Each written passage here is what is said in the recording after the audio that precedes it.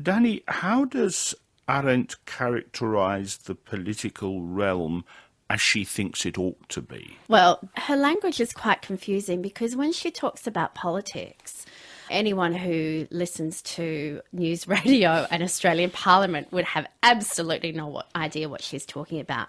So she often has in her mind the demos, the Greek demos, where free and equal citizens discuss what matters to them.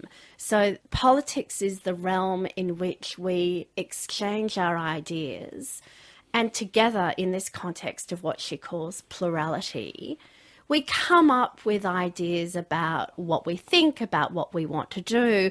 It's the process of thinking together about the world. That's really what politics is, the process of thinking, talking and acting together about the world. So the idea of political life, then, is that we do not enact something which was laid down before us according to a template, because if we do that, we're just cogs in a machine. Well, to her, that's not politics, that's administration. And one of the criticisms that she had of contemporary or her contemporary politics is the idea that politics is about enacting what we already know to be the case. Is for her an anathema of what the political life offers. When she spoke about politics, she really thought that that was the highest realm of what it was to be a human being, was to join with your equals in this disclosive process. I use disclosive as opposed to creative because she had a distinction between those two. When we created something, we had an idea in our mind of what we were creating. When we disclose, we bring something new into existence. So when she spoke about the political life, she actually thought that we were bringing something new into existence. So when I come into a political conversation with my free and equal others, I don't know what I'm going to say before I get there. It emerges in the space that comes up between us. Totalitarianism, as she understood it, had its greatest evil, or it was most deleterious in the sense that it removed all space in which individual in community with others or in plurality with others was possible.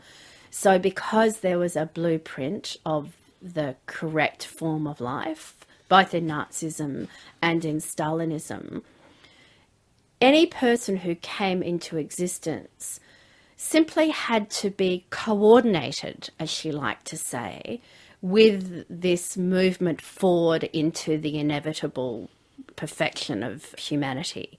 So there was no space in there for an individual to discover, in the context of the world as it appeared to her or him, what it was to think about the world or to bring the world into existence, because the world's ideal type had already been established in both cases.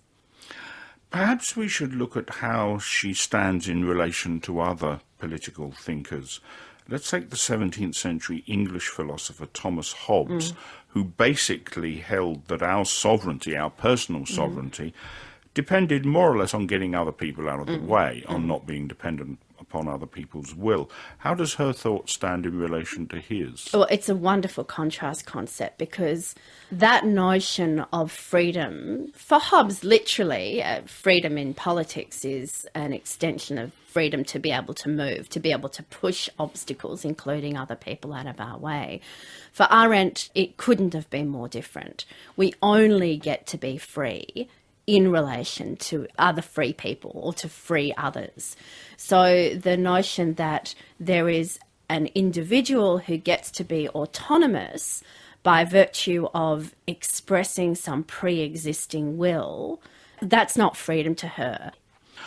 And what about the 18th century thinker Jean-Jacques Rousseau? Now, Rousseau certainly had a notion of the public realm, but for him the public realm was the republic into which we individuals should be subsumed. Right, so Rousseau then is on the other end of the spectrum of the individual. Freedom comes from the will of all, or the general will, rather than the will of the individual, as it does for Hobbes.